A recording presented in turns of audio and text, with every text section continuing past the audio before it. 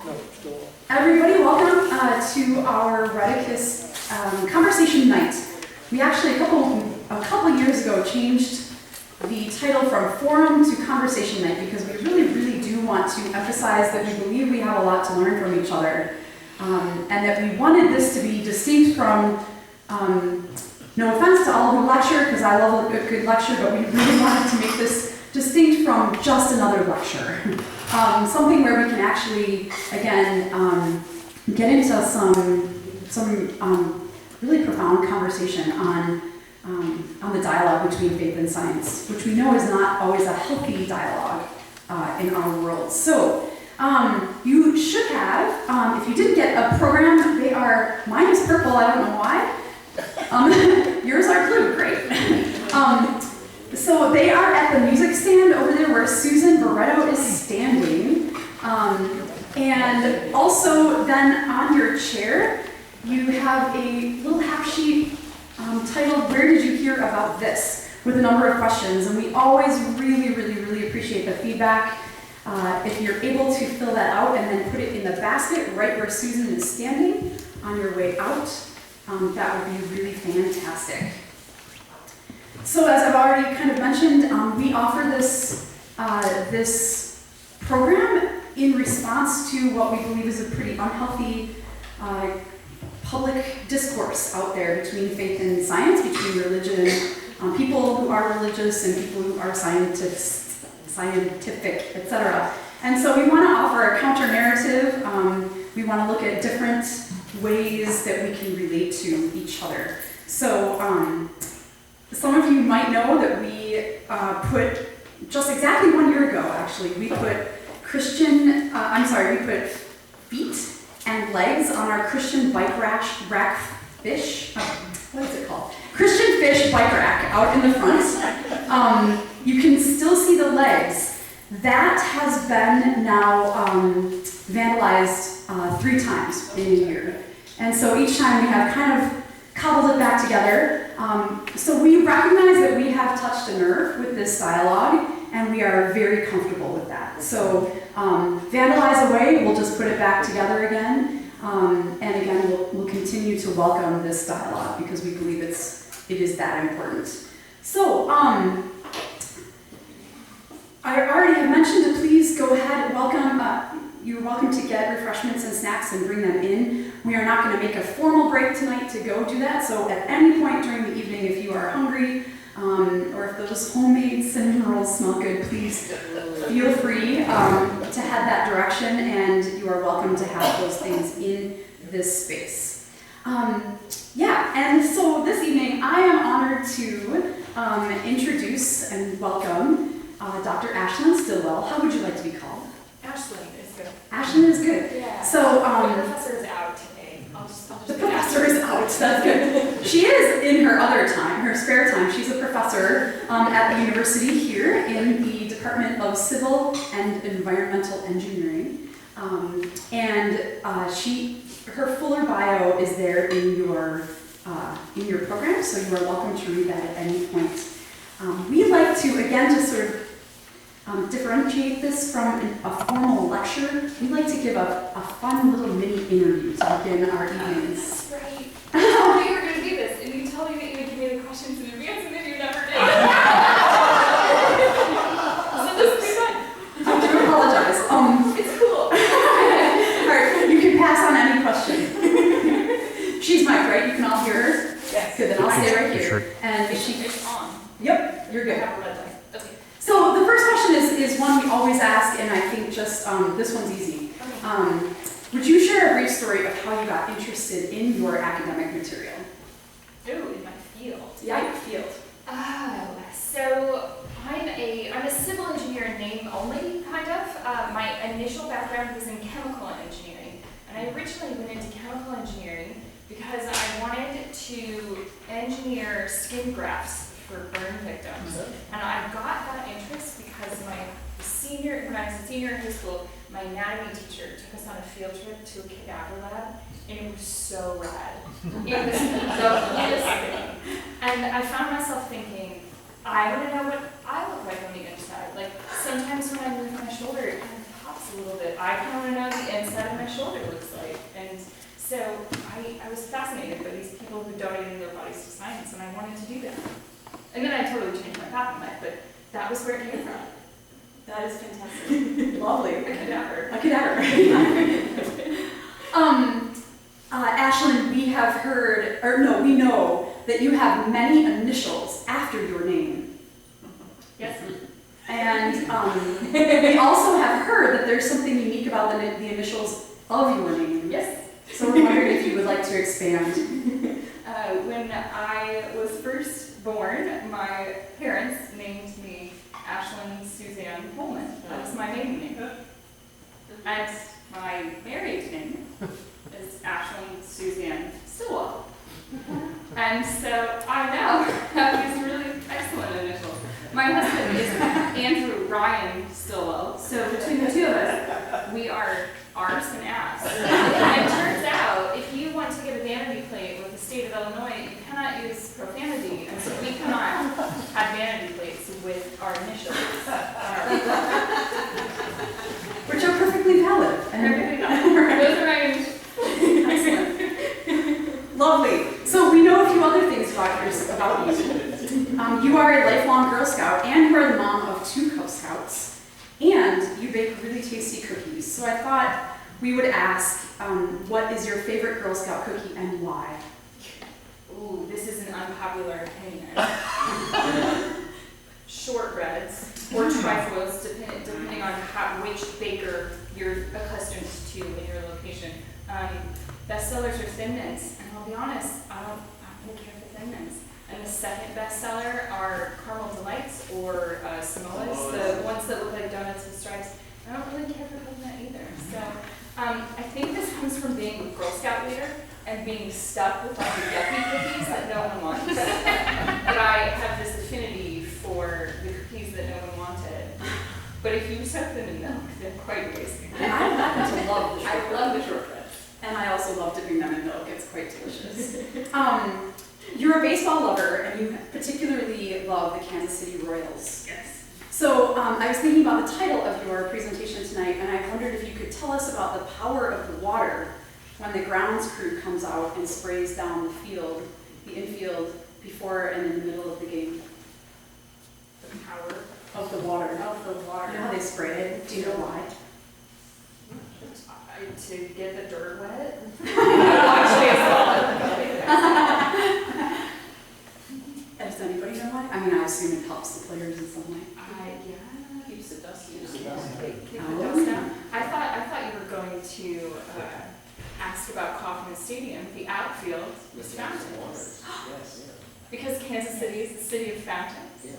And so the entire outfield are fountains. Okay, that's a better question than mine, because I did not know that. I once turned it into a final exam question in one of my classes. What is the water intensity of a baseball game? That is fantastic. And you've been to like, how many? 19? 19. We have 3 Baseball on the stadiums. schedule for this summer. It'll be great. There's Baseball. 30 ballparks. So we'll get Beautiful. Second to last question. No, I'm going to skip that one. So this one is a little bit more, kind of serious, and we're going to then just lead right into your presentation. From your perspective as a scientist, who is also a person of faith, why should we care? Why should people care about this dialogue? What is its worth out there? I think we should care. Please. Now I guess I have to move over here. Should I turn this mic off? Since I have this mic off? Yeah. Okay. All right. I think we should care about these things because a dialogue is the real question here versus a debate. And having a dialogue means we all come to the table and we have some element of mutual respect. And so turning these things that we have perceived to be as in tension into a tension that moves us forward, I think is important. And I actually really appreciate you pointing out that I am a scientist or an engineer and a person of faith, because I read an interesting article where someone said that as an academic in particular, he was coming out as a Christian and getting that out in the open. because sometimes this does happen in academia, that we hide our personal lives. And as a person of faith, it might seem like that is in contradiction with being a scientist or an engineer or someone in a technical field. I don't see it that way. I'm one person and I don't have this internal struggle, but there are times that it does feel a little odd to be a person of faith in an academic setting. And maybe that comes from being in an engineering perspective. Cool, thank you. Yeah, And thank you. fun. Welcome.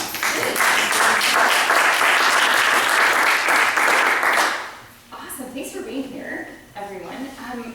I want to turn this into a dialogue, so please interrupt me. This is why I told Pastor Amy I did not want to prepare slides or anything like that, because then it becomes a very rigid, I'm talking at you and you are being talked at, and it's not a dialogue. So I would love your questions at any point and your input. And I very well might end up raising more questions than I actually answer, but this is the life. This is the academic life, is raising questions and then spending our entire lives answering those. So I thought I'd talk a little bit about my science, what do I do, and how my faith informs that, and then how I view faith and religious practice from this perspective of water and energy specifically. So that's where we're going in terms of organization.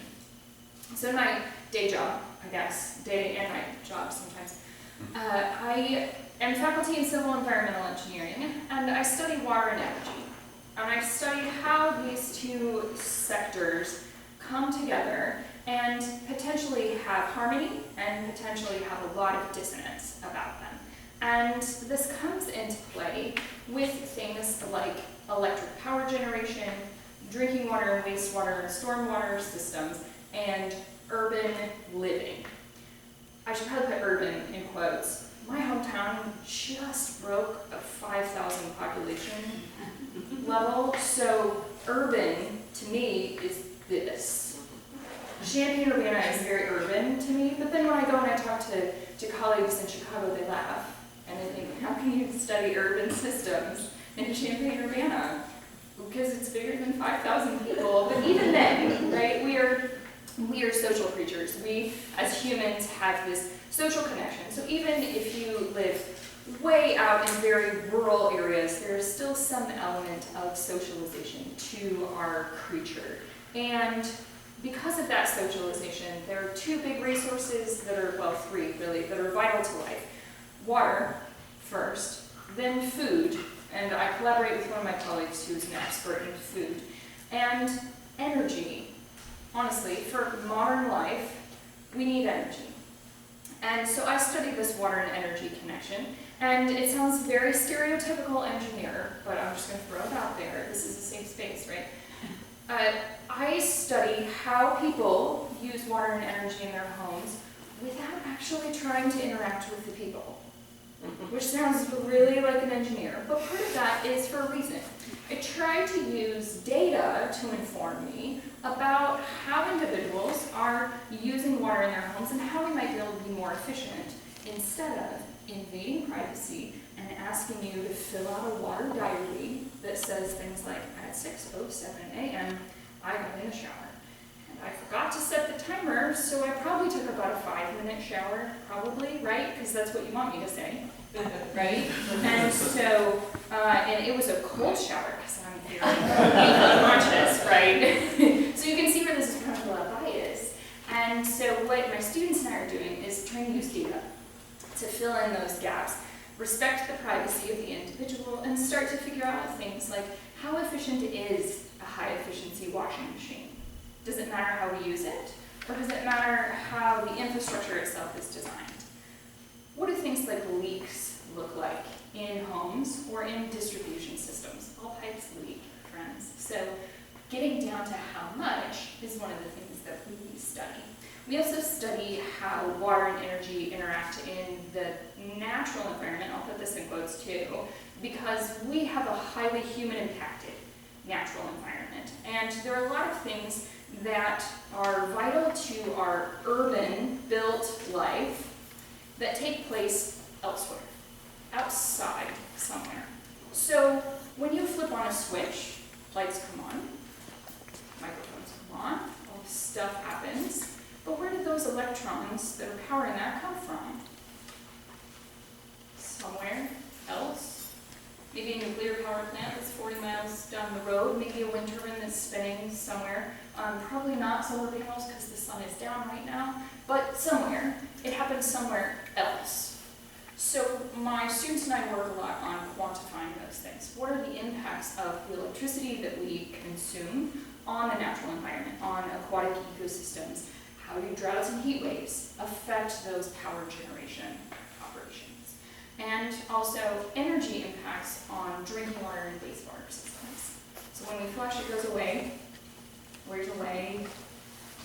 Down the street in Urbana, or down the street in Champaign, where we treat the waste and we harvest as much energy out of it as we can, and we remove as many nutrients as we can, and we discharge it and send it downstream, and it becomes someone else's drinking water. So all of these things are interconnections with us as humans, as social creatures, our construction, our infrastructure, and also our natural environment that has been highly impacted by humans. So these are closely interconnected, and some scientists have labeled this era the Anthropocene, because we as humans are impacting our environment, and our environment is impacting us too. So there's this tension coming together in an Earth that exists with us, and we then impacting our Earth. So that's kind of my science perspective. How does faith come in? Well, my faith journey has been very much a personal thing for me. I know this is an interfaith dialogue, and I do a lot of interfaith work through my service on the board of directors of Faith in Place. And my faith journey has been something that I've kind of explored on my own. I attend Wesley United Methodist Church on the other side of the block, and I'm doing my best. If any of you have pro tips on how to be a parent of kids that ask really hard theological questions, I love your input on how to educate children, boys, in faith, but also a personal journey. So my parents were very hands-off when it came to faith journey, and I kind of found my own way. And one of the things that I arrived at is there are just some things that we do to take care of each other. Whatever your particular faith tradition, it all comes down to love. For the most part, love of self, love of other, love of the bigger in the world, the ultimate.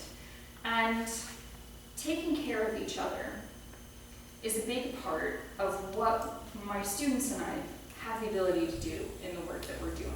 It's not our primary motivation, it's a lot of big things like how do we best manage resources, but that trickles down into other things, like how do we best care for the least of these in a Christian context, or how do we best take care of our brothers and sisters, because not everyone can afford water, not everyone can afford energy, not everyone can afford food.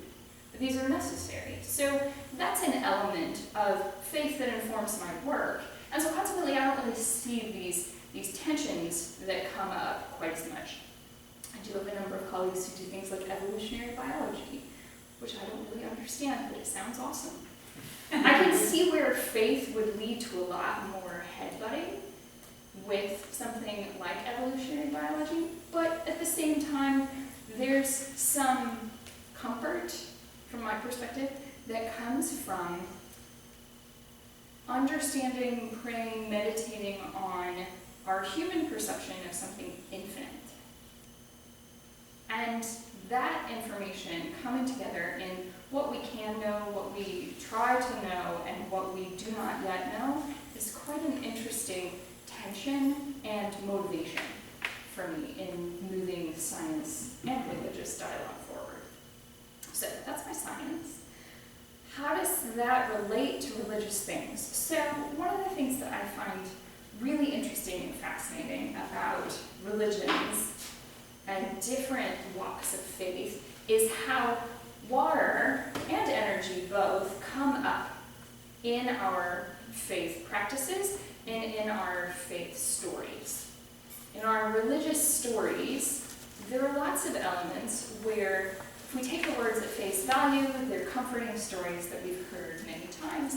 But if we actually think about it, there are elements of water and religion that come up in there, and energy and religion that come up there. So when you think about creation, if you want to, a creation story, which in an Abrahamic tradition starts with light. Light is energy that comes together. So we start with the spirit of God moving over the waters and let there be light, right, in an Abrahamic faith. And so this element of energy comes up, and then we have this element of water that comes into play. And then after that, we eventually arrive on the scene much, much later, right, in these stories. And even if we look at scientific evolution of our humanness on this earth, we are very, very, very late to the party. I love those scientific visualizations where it shows like every single minute of the year and what that would look like on an earthly time scale. We show up something like 11:45 on the last day of the year. Like we're so laughably late to the party that it's funny to me that we have these very human-centric connections and human-centric perspective on the earth, yet we're so seemingly insignificant, yet we have so much gravity to us. Like we can destroy this planet if we are not careful. So creation is an interesting one. What else? This comes up with Moses. Moses and the Exodus story. So we just celebrated Passover. So this story was retold around many, many tables. And the Israelites are moving through the wilderness, right? And what goes with them? This pillar of fire. Energy. Fire. That's how we get most of our electricity, is from some form of fire or heat. And so this pillar of fire is moving with them, and then they come to a sea. And power in water then comes from separating this. And it's a story. You don't have to believe it is truth in a scientific sense, but in a truth of what do we learn from this sense in a story. They become our stories. And the capturing of those elements of life, life-giving, or life-depleting. Some in this story perish when the waters come back together. The Egyptians didn't have quite as good a day as the Israelites in this story. So there's elements of life and death that come up in religious stories around water and energy, which is an interesting parallel for modern life, around life and death having to do with energy and water. I just this semester taught my class about the Flint water crisis. So thinking about water as life and death, it gets real close. Water quality, ability to pay for water, and energy. There's a non-negligible amount of population in the United States that can't afford these things. And so there are some parallels that I see in our religious stories and also in our modern life. For me personally, that's the point of the stories, is to hear the old familiar stories and to use that as informing our modern life and how we act as people of faith in our different traditions. And so that brings me to one of the more fascinating things about religion is how we practice our faith now. When we read whatever our scripture is, we learn a lot of our stories, but that might or might not tell you much about what we do in our worship practices or in our rituals. Some of it will, but those of you that are perhaps from a Christian context, if you read the entire New Testament and then you showed up to a church for the very first time on a Sunday morning, you probably still wouldn't have any idea of when you're supposed to stand up or sit down or be quiet or sing loud or what we are supposed to say at what time. And that's true of many faiths, where you can read the entire book and still not really know why we do these rituals that we do, but there's comfort in those rituals. That's part of why we do them. We are creatures of habit, and we are social creatures of habit. And so one of the things that I've done in life's journey is to start to experience some of these rituals related specifically to water. Water is my main thing in different religions, and it's been wonderful. So I come from a Christian tradition, and the most obvious is baptism, which is the entrance into the church, or, well, it depends on your perspective, and that's like a whole dialogue on what happens with water in the Christian tradition in baptism. So, yeah, I realized I just might have opened up there. It's good. So, some traditions will see that as an entrance into a church, or as a welcoming into a family, a body of Christ in a Christian perspective. But then there are other perspectives that see that as more of a cleansing, a cleansing of sin or of some wrongdoing that we have done previously. That's more of the Dunkin' tank type baptism. My dad was baptized in a creek in northeast Missouri, full-on immersed Dunkin' tank type baptism. So there are even different perspectives within our own little flavors of how we view the infinite. And but beyond that, some of the super duper interesting things that I've seen in travels throughout the world are things like the Jewish tradition of a mikvah. This is a cleansing ritual purification tradition that is practiced for many reasons, often by women, specifically after a menstrual cycle, to cleanse one of the pollution that comes from a menstrual cycle. And consequently, these mikvahs, or, I don't speak Hebrew, y'all, mikvaot, I think is the pluralization of that from my discussions with different rabbis. So the mikvaot become the center where women come together and they create communities. So I went to this beautiful one in the suburbs of Boston, and it's called Mayim Hayim, which translates to living waters. And because there's this scheduling that comes to the use of the mikvah, a lot of the women come together around strife that could be associated with that periodic cleansing. And the best example that I saw was those who were struggling with infertility. So you can imagine if you were trying to conceive a child, and after every menstrual cycle, you had to go and do this cleansing, it would be very bittersweet to have to go when you're trying to get pregnant with a child. And so there was this group, this social connection, strong fabric of women who were all in the same boat and were struggling. And there were women who had kind of overcome this and either adopted a child or had conceived a child, and they were there for the other women who were going through this. So it's a fascinating connection with community and water and religious ritual. And one of the cool things about a mikvah is that it is natural water that comes into contact with tap water, because we're worried about human health also, right? So we want sterilized tap water. And the natural waters come in that have been blessed by a rabbi. And so there's this element of being in connection with the earth and being in connection with the water. So this is something that is done while removing all obstacles between oneself and the water, including things like nail polish, jewelry, all of it, and getting water everywhere on oneself to cleanse and purify of all of these baggages that are weighing us down. So it's done for spiritual reasons and also for other Jewish law type reasons. It's fascinating.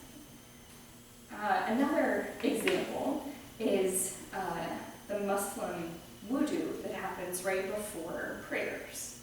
Before the 5 daily prayers, there is a ritual cleansing, and those of you help me out here, left goes first? Right. Always right goes first. And then there's like hands, elbows, face, neck. Yeah. I watched a man do this right next to the Taj Mahal. It was so fascinating.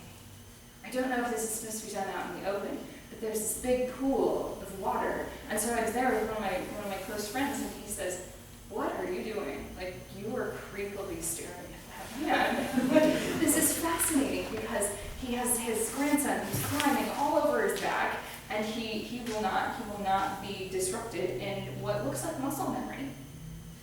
Because he does this so often, and he's cleansing the water, and then he goes and he prays, and it's amazing to watch this.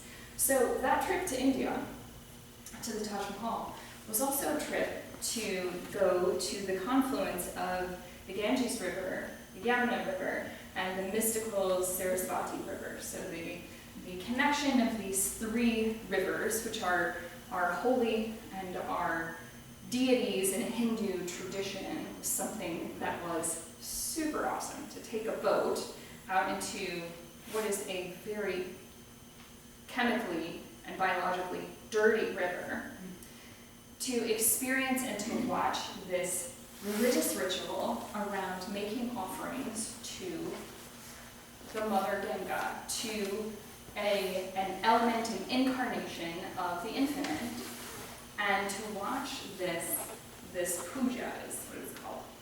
And our guide reaches down and he scoops up a handful of water from the Yamuna River, which is very brown. That one is green, the Ganges is very brown because it's coming from runoff in the mountains. And the Yamuna is running from Delhi through Agra, the backside of the Taj Mahal, and it's picking up everything that we dispose of in rivers along the way. We do this in the United States too. We dispose of things in rivers, and so consequently this water is not clean. And our guide reaches down and he scoops up a handful of water and he drinks it, and I thought, oh boy, no, definitely not happening. And he says, the water is not clean, but it can't be polluted, it's holy. And I thought, at first I thought, the English translation of that word doesn't mean what I think you think it means, because I'm pretty sure you're going to get sick from drinking that. But he acted as though he's done this many, many times. And this connection between what is clean, what is pure, what is holy, and what is polluted is very distinct in Hindu traditions. And this is a country that struggles with sanitation in different regions. So this idea that this holy river could somehow be unclean is very foreign, especially to our guide. And so that's another element of where these fascinations come into play for me. I don't want to do all the talking, but that leads me to my big end point, which is all of this, as people of faith, our rituals, our stories come together in us doing stuff, not just keeping a chair warm on a Sunday morning or kneeling on a rug on a Friday afternoon. It's doing stuff and expressing and living our faith. And that's what I view as an earth ethic, that is people of faith working together for creation. It's something that comes up a lot in faith and place work, and I'm so glad Cindy's here because she can back me up on these things, that we disagree theologically about a ton of stuff. And in the end, what we can all agree on is this planet. We're all stuck on this rock that is orbiting the sun, and we might disagree about things theologically, but we can all come together about taking care of our common home. of this planet, which is the only one that we've got. And a lot of religious motivations can come together and help preserve the earth, help do something about climate change. This has been a sticky subject among evangelicals in particular, that why should we do something about climate change? Because if the world ends faster, then we will all go home to Jesus faster. And I'm pretty sure, my understanding is that we're here to take care of each other instead of make things bad faster. So there's this element of an earth ethic that I think is underlying a lot of our traditions. This affordability of resources, taking care of those who cannot afford things, and helping each other out. Social justice, environmental justice is something that, in my opinion, communities of faith, people of faith, are probably the best skilled and the best prepared to do something about. So that's all I really have prepared in terms of remarks, but I really want to hear your dialogue, please. I think there's a microphone that Pastor Amy wants to use. Please get snacks. Yeah, just a reminder that we do have, that you're welcome at any time to go and grab stuff, but we're just going to keep going with conversation. So please, questions? So I hear you talking about the issue around affording water. Yeah. And I wonder if you would respond to the reports of the CEO of Nestle's indicating that there is no right, there's no human right to water. How do you respond to that? And what would you have us do? That's a really good question. And there are several perspectives that we can take on that. So the United Nations has already said there's a human right to water. And not only that, I omitted a pretty big thing. There's a human right to water and sanitation. Those two additional words are huge. There's roughly 1/5 of the global population that doesn't have access to clean drinking water. There's closer to 40% of the global population that doesn't have access to improved sanitation. And it seems weird to maybe talk about poop in a church, but it's a real issue, and that's a reason a lot of people don't have clean drinking water. So the United Nations has already said water and sanitation is a human right. And then things get weird, though, when you start charging money for a human right. But if we don't charge money for it, we waste it. So there have been a lot of arguments about this, to be honest. It came up in Detroit. The city of Detroit filed for bankruptcy. And there were a number of people, I want to say something like 1/3 of the population, that was delinquent in paying water bills. And so they got their water shut off. And the reasoning was, if you're not paying, we're not providing a service for you. Water might be free from the sky, but treated, pumped, pressurized water in pipes is not free, because those pipes cost money, the chemicals to disinfect it costs money, and you gotta pay that. So if you're not gonna pay for it, we're not gonna provide the service. And then the United Nations steps in and says, you can't deny someone access to water simply because they can't pay. And then it comes down to a value judgment. What do we absolutely need in life? Should I forego paying for prescriptions to pay for my water bill? Should I forego a cell phone to pay for my water bill? Well, what if I'm trying to find a new job? I need a phone so people can contact me. So what has to give? Do I think water is a human right? Absolutely. Should water be affordable? Yes. Should we pay for water? Yes. Because otherwise we waste it. We as humans are weird, fickle creatures. And if we don't pay for something, we waste it. But that doesn't mean that everyone should pay the same amount for everything, in my opinion. That's just my opinion, and it's worth exactly what you paid for it, which is nothing.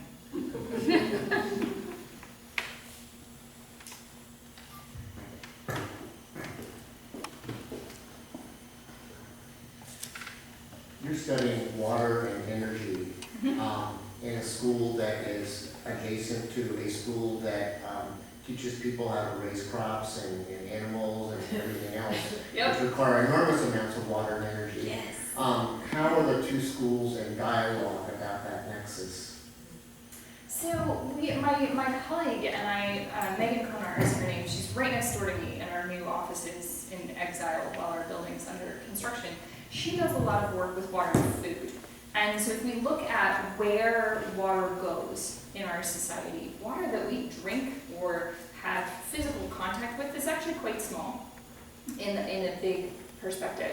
So total water withdrawals in the United States, about 45% of it goes to thermoelectric power generation, and about 38% of it goes to irrigation.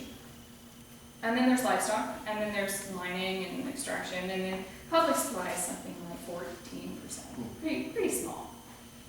That's very visible to us, so we think I will take shorter showers and I will only wash full loads of laundry and that will fix our problem and I won't water my lawn. Well, a lot of what we eat and a lot of how we use electricity is a larger consumer, a larger withdrawer and consumer of water in our homes than the actual water coming out of the tap.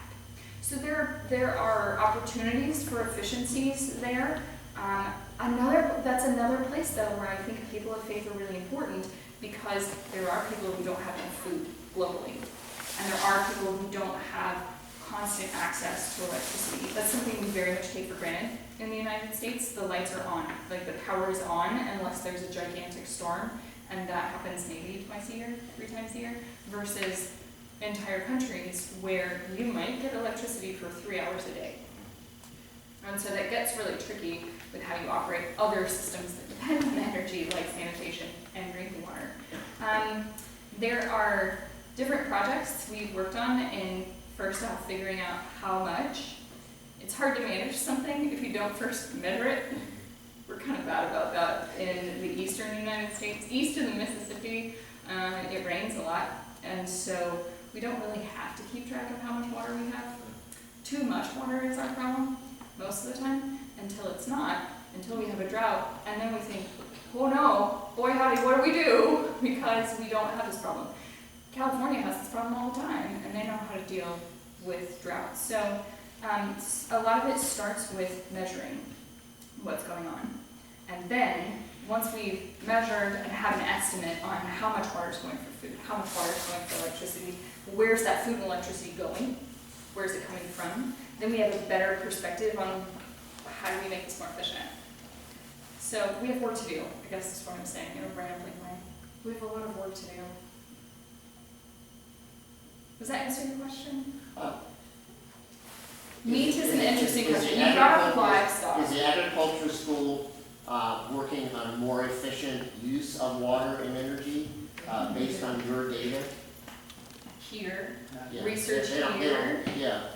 Well, one They're could not all going to argue. raise corn in Illinois, and some of them are going to go elsewhere. Yeah. So, well, your perspective on something like genetically modified organisms might be, everyone has their own perspectives on these things, but one could argue that by developing a particular, what word am I looking for? Not a breed of corn, A hybrid. All of it, whatever listed, of corn that is drought tolerant, and exporting those seeds to areas that are more prone to drought, we're doing something really beneficial. Yeah? It's hard to feed everyone on the planet without genetically modified organisms, which is really like cross-pollinated plants.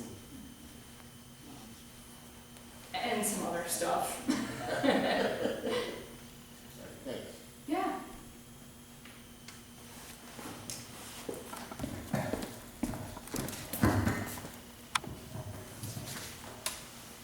Ashlynn, how do you separate? First of all, I get the feeling that you talk a lot about the environment and things in your classes. Mm-hmm. Maybe you don't have the opportunity to share your faith to a group like this, so bravo for you for coming up here and doing that. That's a difficult thing to do. I'm going to ask you a little bit of a difficult question that deals with Okay, all right, I'm prepared. So sometimes when I talk to people about science and intersection thereof, I make the distinction of there's a difference between religion and superstition. And how do you draw that line in a simple way? Between religion and superstition. That is a hard question.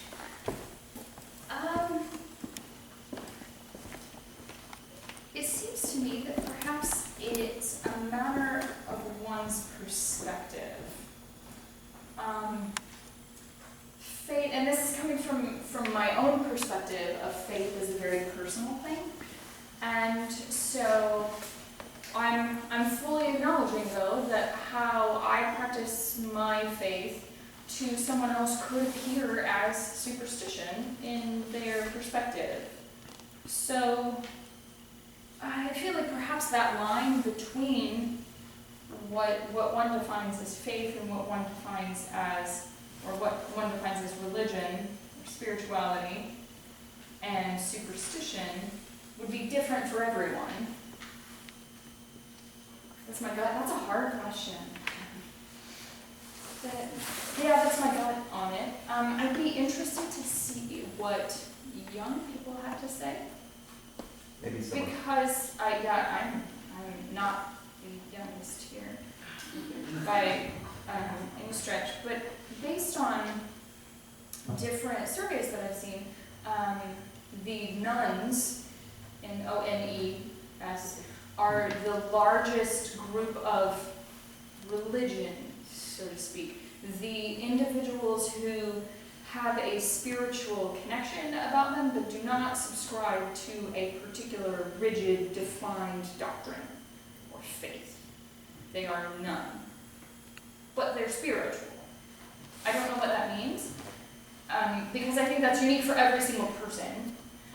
But I'd be curious to hear what younger generations have to say about that. I know we have another question. Right here. Yeah, over here. That said, again, this is meant to be a dialogue, so if people, others are you're welcome to enter that conversation if there are comments on a particular question. You had a question, didn't you? Otherwise, I'll go right to Kevin here. Okay. Is there anything else that people want to talk about? I mean, this is a huge thing. I know faith and superstition. I've been constantly accused of being superstitious. And I know the students at this university who feel like they can't come out of the closet, right? As a person of any faith, Yeah. while they're in the lab. It randomly comes up in my classrooms sometimes. It came up in my classroom last semester.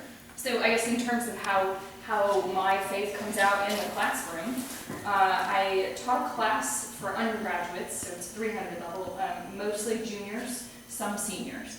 And the class is energy and global environment, and they were doing a design project, and they said, why on earth would people not want to install solar panels? And I thought, oh, sit down, friends. Let me tell you about what happened in my church. We just got a new slate roof. We are definitely not going to put solar panels on the new slate roof. As long as several older members of the congregation are around, we will not put solar panels on the unobstructed south-facing roof. We will not do that.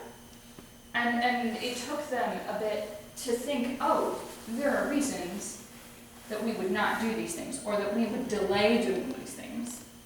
I have a working theory that on our west-facing roof, we could put solar panels, and no one would actually notice. From the congregation, don't tell anyone. This is my theory, because the parking lot is on the east side, and everyone who's a member tends to come in the back door instead of the front door, so they don't look at the church from the front or from the west-facing roof. So I think we could probably get away with this. If I get fired or kicked out of my church, that's why. You can come here.